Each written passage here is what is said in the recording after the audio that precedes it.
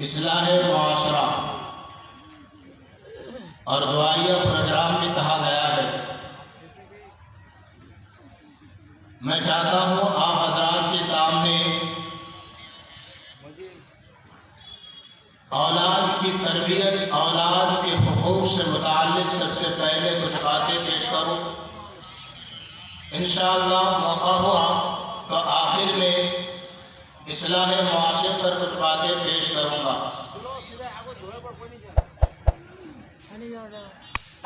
मैं उम्मीद करता हूँ आप सभी हजरात मेरी बातों को बगौर समाज फरमाएंगे।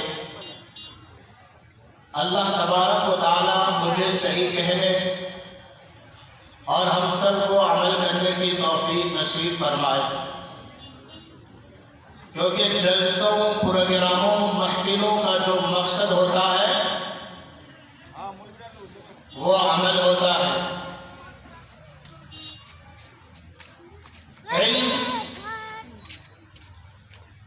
बगैर अमल के उस चिराग की तरह है जिसको जलाया न जाए।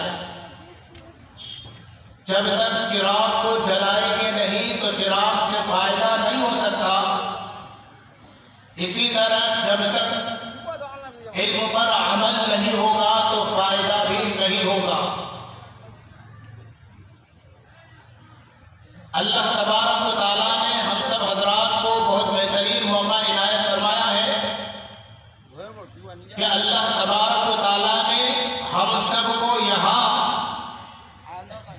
कुछ दीन की बातें सुनने और सुनाने के लिए जमा फरमाया। वरना बहुत सारे वो लोग हैं जो घूम रहे हैं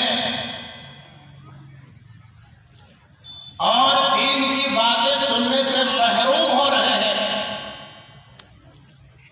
अल्लाह तबारक व तआला ने हमें यहाँ पर आने की तौफीक अता फरमाई है, जमा होने की तौफीक दी है।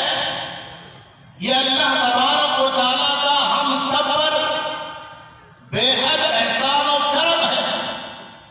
हम इस पर अल्लाह का जितना भी शुक्रिया अदा करें कम है। मैं कह रहा था कि आपके सामने औलाद के हुकूक पर मुझे गुफ्तगू करनी है। अल्लाह तबारक व तआला ने हम इंसानों को बेशुमार नेमतें अता फरमाई है। इतनी नेमतें अता फरमाई है कि अल्लाह ने खुद फरमाया, वला तउद्दू निअमतल्लाहि ला तुहसूहा।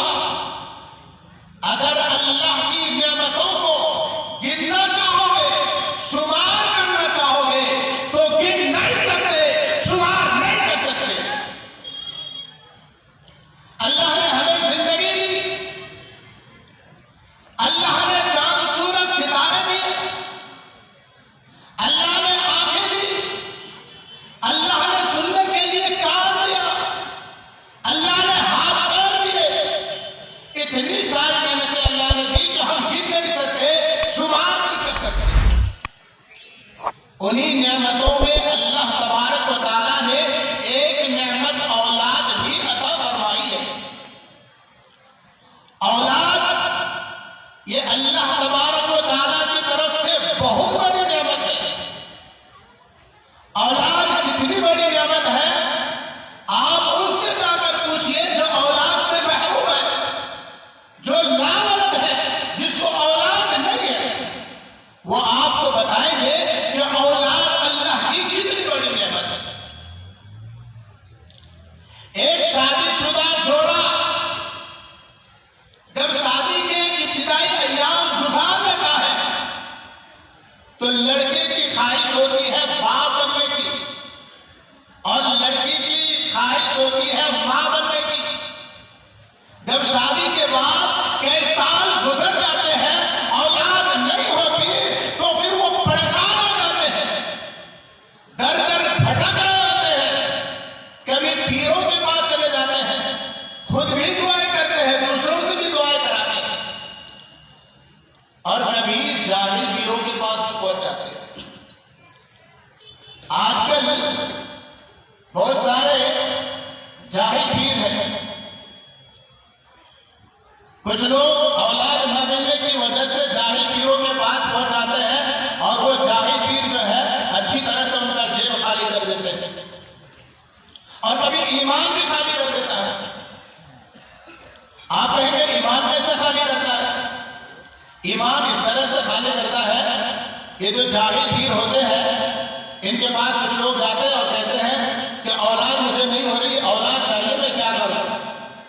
तो ये जाहिल पीर उनको अमलियात बताते हैं, ऐसे ऐसे अमलियात बताते हैं जो कुफरिया अल्फाज पर मुश्तमिल होते हैं।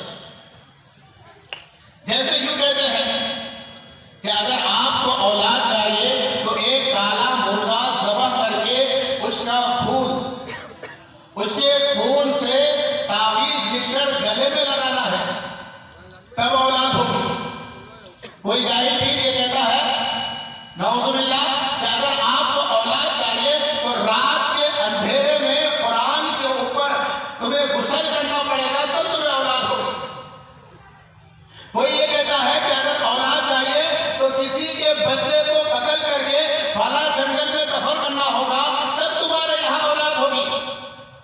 तो इस तरह की बातें करते हैं जिससे जेब तो खाली होता ही है कि पैसे बटोर लेते हैं और ईमान भी खाली हो जाता है। औलाद सिर्फ अल्लाह की जात देती है, औलाद अल्लाह के अलावा कोई दूसरा नहीं दे सकता। अल्लाह खुद फरमाता है यहबु लिमन यशाउ इनाता व यहबु लिमन यशाउ ज़ुकूर और युज़व्विजुहुम ज़ुकुराना व इनाता व यजअलु मन यशाउ अक़ीमा। अल्लाह जिसे चाहे बेटियां देता है, अल्लाह जिसे चाहे बेटे हिबा करता है, अल्लाह जिसे चाहे बेटियां और बेटे दोनों ही देते हैं और अल्लाह जिसे चाहे बात रख देता है, यानी दोनों से महरूम कर देते हैं। अगर अल्लाह औलाद ना दे तो कोई नहीं दे सकता, कोई पीर नहीं दे सकता। जो जाहिल पीर होते हैं कि सिर्फ पैसे बताने आते हैं, ये औलाद देने वाले नहीं। अगर कोई किसी पीर को ये मानता है कि औलाद दे सकता है तो उनका ईमान खत्म हो जाता है। एक जाहिल पीर का वाकया है। ये जो जाहिल पीर होते हैं वो क्या करते हैं,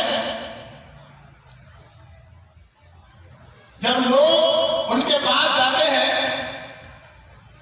और कहते हैं कि औलाद नहीं हो रही है, आप कुछ कीजिए, तो ऐसे वक्त में वो कुछ अमलियात बताते हैं और कहते हैं ये अमलियात करो, औलाद होगी। अब जब आदमी वापस लौटता है, वापस लौटने के बाद फिर पलट के पूछता है कि हजरत जी हमारे यहाँ क्या पैदा होगा, मतलब ये कि बेटा होगा या बेटी होगी। तो पीर लोग क्या करते हैं, गोल मोल अल्फाज बोल देते हैं ताकि बाद में अपनी तरफ से तशरीह कर सके। तो ऐसे ही पीर का वाकया है कि उसके पास एक आदमी गया और उससे कहा औलाद नहीं हो रही है, मुझे औलाद चाहिए। तो कोई अमल बता दिया और जब भी कोई जाता वैसा ही करता। तो वो आदमी पलट के पूछा कि हमारे यहाँ क्या पैदा होगा, यानी बेटा होगा या बेटी होगी। तो उसने जवाब दिया पीर ने कि बेटा न बेटी। क्या कहा कि बेटा न बेटी। अब जब वो आदमी घर चला जाता और कुछ दिन के बाद देख रहा कि कुछ भी पैदा नहीं हुआ, तो फिर पीर साहब के पास आता और आकर कहता कि हमारे यहाँ कुछ भी पैदा नहीं हुआ, ना मुझे बेटा मिला ना बेटी मिली। तो वो पीर कहता वो बदवा को मैंने पहले ही तुमसे कह दिया था कि बेटा ना बेटी। वो ना को दोनों तरफ कर देता, कहता मैंने पहले ही कह दिया था तुझे बेटा भी नहीं होगा बेटी भी नहीं होगी। और अगर कोई आदमी उसके पास जाता और उनके यहाँ बेटा पैदा हो जाता और वो आदमी पीर साहब से दुआएं करवाने के लिए आता कि चलो बेटा पैदा हुआ, पीर साहब के पास चलते हैं, पीर साहब जो है दुआ कर देंगे। अब वो आदमी आता और आकर कहता बेटा पैदा हुआ, तो पीर साहब बड़ा खुश होता और खुश होकर जो लड़का पैदा हुआ उसके सर पर हाथ फेरता और कहता तुमने क्या समझ रखा था हम अल्लाह वालों को, हम बहुत दूर तक पहुंचे हुए हैं, हमारा मकाम बहुत बुलंद है। मैंने पहले ही कहा था कि बेटा ना बेटी, यानी मैंने कहा था बेटा होगा ना बेटी, बेटी नहीं होगी। अब ये मतलब निकाल दो। और अगर बेटा पैदा नहीं होता, बेटी हो जाती, तो अब क्या करता था? क्योंकि आज के समाज में बेटी को लोग सहमत समझ रहे हैं, जबकि बेटी सहमत नहीं है, बेटी रहमत है। मेरे नबी ने फरमाया जिस घर में दो बेटियां हो और बाप उनकी सही तरबियत करे, यहां तक कि उनका निकाह कर दे, तो अल्लाह के नबी ने फरमाया वो जन्नत में मेरे इतने करीब होंगे जैसे हाथ की दोनों उंगलियां एक दूसरे से करीब। तो अल्लाह के नबी सल्लल्लाहु अलैहि वसल्लम ने बेटी पर जन्नत की बशारत दी है, और लोग जो है आज सहमत बेटी को समझ रहे हैं। और क्यों समझ रहे हैं? जहेज की वजह से कि बेटी पैदा हो गई, ये बेटी जब बड़ी होगी तो बहुत बड़ा जहेज देना होगा, बहुत बड़ा जहेज देना होगा, बहुत खर्च होगा, बहुत रकम लगेगी, हम कहां से लाएंगे? अरे ये सरकार किसने अपने सर पे रखा? हम लोगों ने रखा। क्या इस्लाम ने हुक्म दिया था जहेज का? क्या शरीयत ने हुक्म दिया था? नहीं, ये हमने रसूल बनाया, ये हमने रिवाज बनाया। इसीलिए आज लोग बेटी को समझने लगे। अल्लाह ने निकाह को आसान बनाया था, लेकिन आज हमने निकाह को मुश्किल बना दिया। बेटी के घर में अगर रकम नहीं है, बाप के सर दर्द होने लगता है कि बेटी की शादी कैसे करो, इस जहेज की लानत की वजह से। तो मैं बता रहा था, अगर बेटी पैदा हो जाती और वो आदमी बेटी को पीर साहब के पास लेके आया, तो उस पीर साहब को पहले से मालूम है कि लोग बेटी को समझते हैं, तो बेटी कहता मुझे क्या दिखाने लेके आए? अरे मैंने तो पहले ही कह दिया था कि बेटा ना, बेटा ना, यानी बेटा नहीं होगा, बेटी यानी बेटी होगी। मुझे दिखाने के लिए आया, मैं तो पहले ही कह दिया था बेटी होगी, बेटा नहीं होगा। तो ये जाहिल पीरों का हाल है। और लोग जाहिल पीरों के पास पहुंचते हैं, जबकि ये कुछ नहीं कर सकता, सिर्फ अल्लाह ही औलाद देता है, बेटा भी देता है, बेटी भी देता है, और बेटा बेटी दोनों में देता है, और किसी को औलाद से महरूम रखता है। अगर अल्लाह किसी को बेटा देता है, इसमें हिकमत है। अगर किसी को बेटी देता है, इसमें भी हिकमत है। अगर किसी को बेटा बेटी दोनों ही देते हैं, इसमें भी हिकमत है। अगर किसी को औलाद में महरूम रखते हैं, तो इसके अंदर भी हिकमत है। इन्नहु अलीमुन कदीर, आगे अल्लाह ने फरमाया, अल्लाह जानने वाला है, अल्लाह कुदरत वाला, अल्लाह को मालूम है। आज बार बार इंसान ये समझता है मुझे बेटा चाहिए, बेटी नहीं चाहिए, क्योंकि बेटी हो जाएगी तो फिर जहेज कौन देगा? और बेटा चाहिए, बेटे की रट लगा रहता है और बेटा बेटा करता रहता है, लेकिन उसे क्या मालूम, वही बेटा जिसे मारा रहता, वही आगे जाकर नूह का नाम बन गया। नूह अलैहिस्सलाम का बेटा का नाम कौन था? कनान काफिर था। बाप पैगंबर है, लेकिन बेटा काफिर है। जब तूफान नूह आया, तो बाप ने बेटे से कहा कि बेटा आजा हमारे साथ कश्ती में सवार हो जा। तो बेटा कहने लगा कि फिक्र करने की जरूरत नहीं, सामने पहाड़ी है, वो पहाड़ी हमें बचा देगी, वो पहाड़ हमें बचा लेगा। तो बाप ने कहा आज इस तूफान से कोई नहीं बच सकता, इल्ला मन रहीम, वही बचेगा जिस पर खुदा का रहम होगा। रब अपनी रहमत की चादर में जिसे ढांप ले, वही बच सकता है, उसके अलावा कोई नहीं बच सकता। बेटे ने बात नहीं सुनी,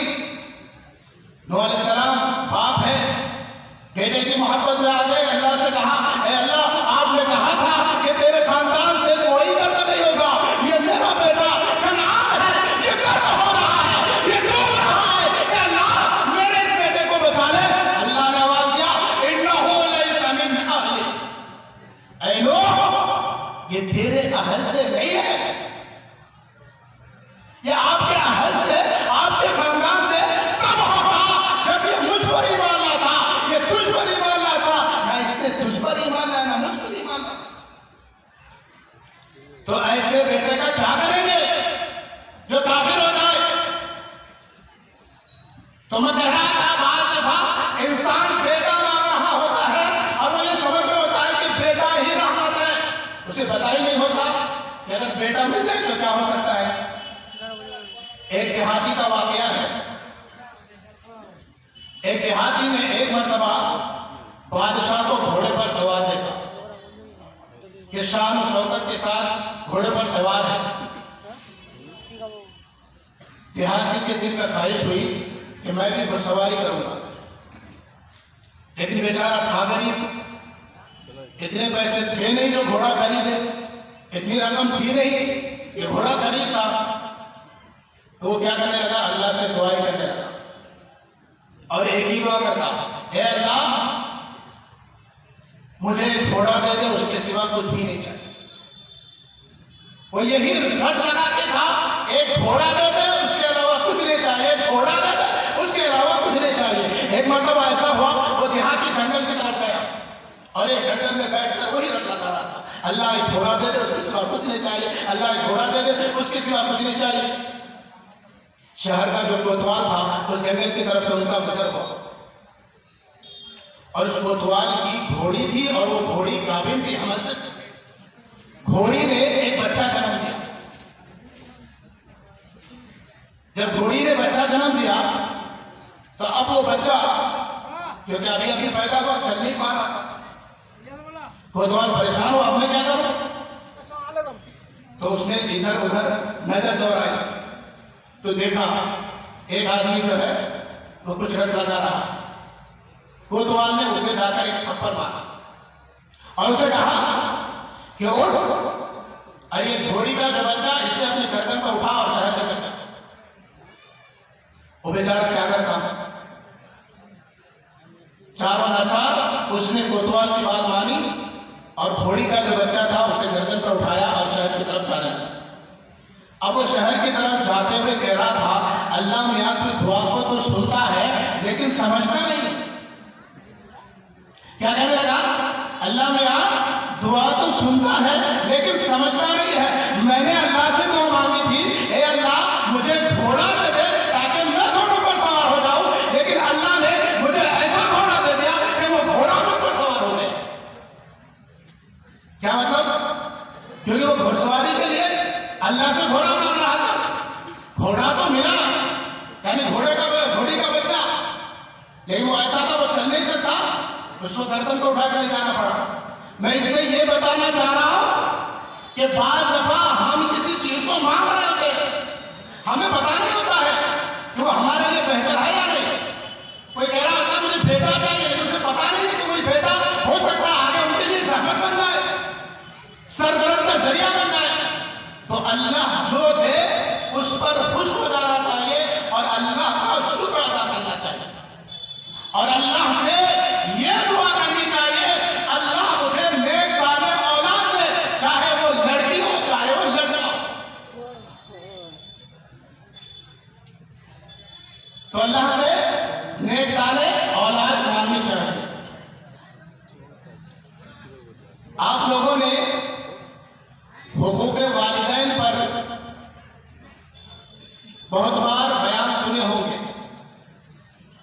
तो मैंने इरादा किया आज औलाद के हुकूक़ पर बयान करूं। वालिदैन के हुकूक़ बहुत सारे हैं, हम इसको तस्लीम करते हैं, यकीनन तस्लीम करते हैं। माँ की जो कुर्बानी है और जो वो तकलीफ विलादत के वक्त बर्दाश्त करती है, औलाद अगर उसका हक अदा करना चाहे तो नहीं कर सकती। रात में जब बिस्तर गीला होता था तो मां खुद उस गीली जगह पर सो जाती और अपने बेटे या बेटी को सूखी जगह पर सुलाती। जब कभी बच्चा या बच्ची परेशान हो जाते हैं, रोने लगते हैं, तो माँ बाप की नींद हराम हो जाती है। बाप अपनी औलाद के लिए दूर दराज का सफर करके कमा कर लाते हैं औलाद। तो यकीनन वालिदैन के हुकूक बहुत सारे हैं, लेकिन मैं चाहता हूं आज आपको औलाद के हुकूक भी बताऊं कि वालिदैन के ऊपर औलाद के हुकूक क्या है।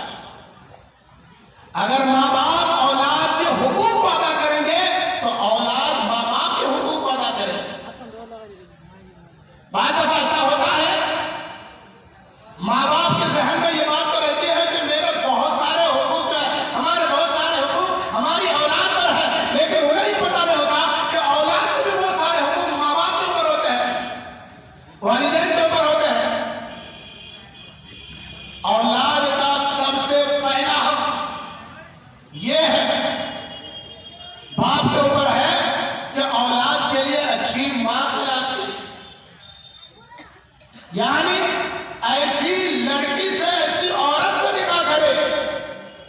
जो उनकी औलाद के लिए वाकईतन मां बन सके, उनकी सही तरबियत करे। और मां की जिम्मेदारी है कि वो अपनी औलाद के लिए ऐसे मर्द से निकाह करे जो हकीकतन उनकी औलाद के लिए बाप साबित हो। यानी शादी से पहले लड़के और लड़की की जिम्मेदारी है। लड़का जब निकाह करता है तो उनको चाहिए कि ऐसी औरत से निकाह करे, ऐसी लड़की से निकाह करे जो उनकी औलाद की सही तरबियत कर सके। और औरत को, लड़की को चाहिए ऐसे मर्द से निकाह करे जो उनकी औलाद के लिए सही मायने में बाप साबित हो सके। ये औलाद का पहला हक है वालिदैन के ऊपर। लेकिन आज मुआशरे में होता क्या है? आज मुआशरे के अंदर यह होता है कि लड़का ऐसी लड़की को पसंद करता है जिसके बाल खुले हुए हो, ज़ेब और ज़ीनत के साथ रास्ते में घूम रही हो और लोगों की नजर पड़ रही हो और बहुत ज्यादा हुस्न जमाल हो, खूबसूरती हो। लड़के ऐसी लड़कियों को ज्यादा पसंद करते हैं और लड़कियां भी ऐसे लड़के को ज्यादा पसंद करते हैं जो देखने में हीरो नजर आए। आगे माहौल बन रहा है। तो आप बताइए, जब ऐसा करेंगे तो क्या ऐसे मां बाप जो आगे जाकर उनकी औलाद होगी, क्या वो औलाद के हुकूक को अदा कर रहे होंगे? एक लड़की आगे के बारे में नहीं सोचती कि जब मैं निकाह कर लूंगा, मेरी औलाद होगी, तो मैं जिससे निकाह करने जा रही हूं उनके अखलाक कैसे हैं, उनके किरदार कैसे हैं, उसके बारे में नहीं सोचती। बात में जो होगा देखा जाए। इसी तरह एक लड़के की बात, तो आगे के बारे में सोचना है, फिक्र करना है। लड़के को भी सोचना है और लड़की को भी सोचना है। ये औलाद का पहला मां बाप के ऊपर होता है और औलाद का दूसरा मां बाप के ऊपर यह है कि सही नाम रखे। बेटे और बेटी का क्या करे? सही नाम रखे। ये औलाद का हक है मां बाप के ऊपर। और हदीस पाक के अंदर आता है कि नामों में सबसे बेहतर नाम जो है वो अब्दुल्ला और अब्दुर्रहमान है। उसके बाद जो मकाम है उन नामों का है जिन नामों के साथ लफ्ज़ अब्द लगा हुआ हो, जैसे अब्दुल गफ्फार, अब्दुल जब्बार, अब्दुल गफ्फार, क्योंकि इससे अब्दियत जाहिर होती है। उसके बाद हदीस पाक के अंदर आता है कि अंबिया के नामों पर अपनी औलाद का नाम रखो। सम्मू औलादकुम बिअस्माइल अंबिया, अपनी औलाद का नाम नबियों के नामों पर रखो। उसके बाद हर ऐसा नाम जो शरीयत के मिजाज के मुताबिक हो, यानी जिसका माना गलत ना हो, सही हो, शरीयत के मिजाज के मुताबिक हो, ऐसा नाम रखना चाहिए।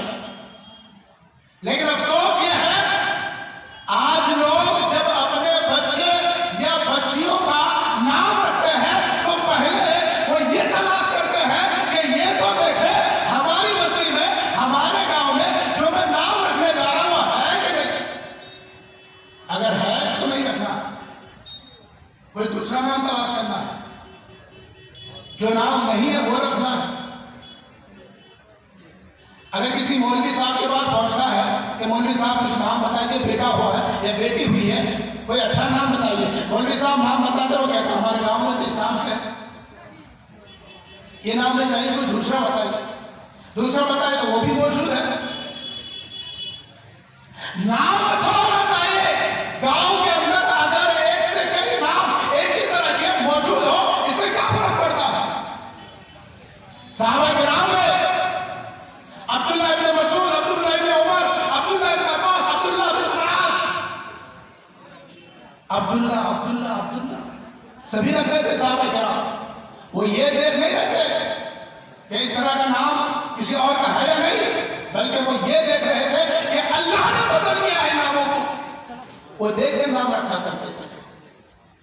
तो ये देखा जाए नामों में कि कौन सा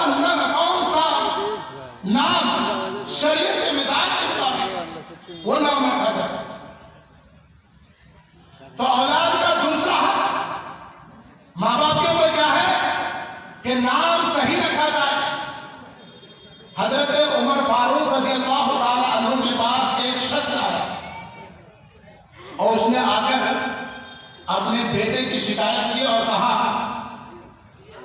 कि मेरा बेटा नाफरमान हो गया है, मेरी बात नहीं सुनता, मेरी बात नहीं मानता, मेरी इताअत नहीं करता, मेरी फरमाबरदारी नहीं करता। तो हजरत उमर रज़ी अल्लाह तआला अन्हु ने उस लड़के को बुलाया और बुलाकर डांटा और कहा तो अपने वालिद की बात क्यों नहीं मानता, क्यों नहीं सुनता। तो उस लड़के ने अमीरुल मोमिनीन हजरत उमर फारूक रज़ी अल्लाह तआला अन्हु से कहा, ए अमीरुल मोमिनीन, क्या औलाद के भी माँ बाप के ऊपर कोई हुकूक है? तो अमीरुल मोमिनीन हजरत उमर फारूक रज़ी अल्लाह तआला अन्हु ने फरमाया हाँ है। उस लड़के ने कहा वो क्या है? तो हजरत उमर फारूक रज़ी अल्लाह तआला अन्हु ने फरमाया कि औलाद के लिए सही माँ तलाश करे, उसका सही नाम रखे, कुरान की तालीम दे। उस लड़के ने कहा मेरे वालिद ने इनमें से कोई काम नहीं किया, मेरे वालिद ने एक ऐसी लड़की से निकाह किया जो एक मजूसी की बातें थी।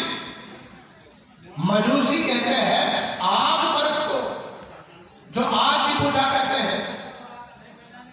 तो उस लड़के ने क्या कहा, मेरे वालिद ने एक मजूसी की बातें से निकाह किया और मेरे वालिद ने जो नाम रखा उसका माना सिया बनता, काला। मेरे वालिद ने उसे कुरान की तालीम नहीं दी। हजरत उमर फारूक रज़ी अल्लाह तआला अन्हु ने उस लड़के के बाप को डांटा और कहा कि तुमने तो अपनी औलाद के नाफरमान होने से पहले ही उनको नाफरमान बना दिया। इससे पहले कि औलाद तेरी नाफरमानी करके तूने नाफरमानी की कि तूने औलाद के हुकूक अदा नहीं किया। तुम्हें चाहिए था कि किसी नेक लड़के से निकाह करता, मुसलमान लड़के से निकाह करता। तुम्हें चाहिए था उसका नाम अच्छा रखता, कुरान की तालीम देता। जब तुमने कुरान की तालीम दी नहीं तो बेटा कैसे तुम्हारे हुकूक को अदा करेगा जब उसे पता ही नहीं है? तो इसे क्या पता चला? माँ बाप की जिम्मेदारी है, ये औलाद के हुकूक माँ बाप के ऊपर होता है कि औलाद का नाम सही रखे। तीसरा हक माँ बाप के ऊपर जो औलाद का है वो ये है कि औलाद से प्यार और मोहब्बत करे। दुनिया में कोई भी मजहब ऐसा नहीं है जो ये हुक्म दे कि औलाद से मोहब्बत ना करे, और हर माँ बाप अपने औलाद से मोहब्बत करते हैं। अल्लाह के नबी सल्लल्लाहु अलैहि वसल्लम ने फरमाया, मन लम यरहम सगीरना व लम युक़िर कबीरना फलैसा मिन्ना। जो छोटों पर रहम ना करे और बड़ों की इज्जत ना करे वो हम में से नहीं, यानी हम मुसलमान में से नहीं। एक मरतबा अल्लाह के नबी सल्लल्लाहु अलैहि वसल्लम ने हजरत हसन बिन अली रज़ी अल्लाह तआला अन्हु का बोसा लिया। एक सहाबी रसूल वहां पर मौजूद थे, देखकर कहा, अल्लाह के नबी सल्लल्लाहु अलैहि वसल्लम आप इस तरह से बोसा लेते हैं, प्यार करते हैं, मेरे तो 10 बच्चे हैं, मैंने कभी भी अपने किसी लड़के का, किसी बच्चे का बोसा नहीं लिया। अल्लाह के नबी सल्लल्लाहु अलैहि वसल्लम ने फरमाया, मल्ला यरहम ला युरहम, जो रहम नहीं करता उस पर भी रहम नहीं किया जाता। तो औलाद का बोसा लेना ये रहम की अलामत है, शफकत की अलामत है। तो ये तीसरा हक है औलाद का माँ बाप के ऊपर। और चौथा हक है औलाद को हलाल रोजी खिलाए वो माँ जो बेटे को या बेटी को दूध पिलाती है या किसी और औरत से दूध पिलवाती है। ये जिम्मेदारी है कि माँ जो दूध पिलाने वाली है वो भी हलाल का इस्तेमाल करे, ताकि उसका खून जो दूध की शक्ल में बच्चे या बच्चे के जिस्म में जाए वो हराम ना हो। ये भी औलाद का हक है माँ बाप के ऊपर। ऐसे तो हलाल मुसलमानों को इस्तेमाल करना है, हराम इस्तेमाल नहीं करना है। लेकिन क्योंकि मैं आपके सामने औलाद के हुकूक को बयान कर रहा हूं, इसीलिए कह रहा हूं माँ की जिम्मेदारी होती है जो दूध पिलाती है कि वो सही ग़िज़ा इस्तेमाल करे, हलाल ग़िज़ा इस्तेमाल करे, हराम ना हो। अगर हराम ग़िज़ा बच्चे की जिस्म में पहुंचेगी और बच्चे का जिस्म हराम ग़िज़ा से फलेगा फूलेगा तो बच्चा क्या होगा, आगे जाकर नाफरमान होगा। और वो मां जिम्मेदार होगी कि उसने बेटे का या बेटी का हक अदा नहीं किया। तो ये भी जिम्मेदारी माँ बाप के ऊपर है कि औलाद के जिस्म में जो ग़िज़ा पहुंचे वो हलाल हो, हराम ना हो, हलाल कमाई की हो, हराम कमाई की ना हो। आज लोग यकीनन औलाद से मोहब्बत करते हैं और मैंने कहा कि हर माँ बाप को औलाद से मोहब्बत करनी चाहिए, लेकिन औलाद के लिए रजाने क्या क्या कर बैठते हैं। देखते ही नहीं है कि मैं जो कमा रहा हूं, मेरा जो रोजगार है वो हलाल है या नहीं, मेरे पास जो पैसे आ रहे हैं वो हलाल पैसे या हराम पैसे हैं। जो भी मिला लेके आ गया और फिर वही औलाद को खिलाने लगा, उसी से ही सामान खरीद कर औलाद को खिलाने लगा। तो जो माँ बाप ऐसा कर रहे होते हैं वो औलाद के हुकूक को नहीं अदा करते, इसीलिए ऐसी औलाद आगे जाकर नाफरमान हो जाती है। और फिर माँ बाप दूसरों से कह रहे होते हैं कि मेरा बेटा नाफरमान हो गया, मेरी बेटी नाफरमान हो गई। अरे क्यों हुआ? जुर्म कैसे आया? औलाद का जो हक था, जो अदा करना था, कभी सोचा क्या? कभी बाप ने सोचा जो मेरी जिम्मेदारी थी कि मुझे अपने बच्चों को हलाल खिलाना चाहिए, क्या खिलाया था? क्या माँ ने सोचा कि मेरी जिम्मेदारी थी कि क्योंकि बच्चा मुझसे दूध पीता है तो मेरी जिम्मेदारी थी कि मैं हलाल ग़िज़ा इस्तेमाल करूं? क्या कभी ऐसा सोचा? खाली ये सोच रहे होते हैं कि माँ बाप के हुकूक बहुत सारे औलाद के ऊपर, औलाद के हुकूक को कौन देखेंगे? अगर आप औलाद के हुकूक को अदा नहीं करेंगे तो वो औलाद आपके हुकूक को कैसे अदा करेगी? और पांचवा और सबसे अहम हक जो है वो है औलाद की तरबियत। माँ बाप की जिम्मेदारी है औलाद की सही तरबियत करें।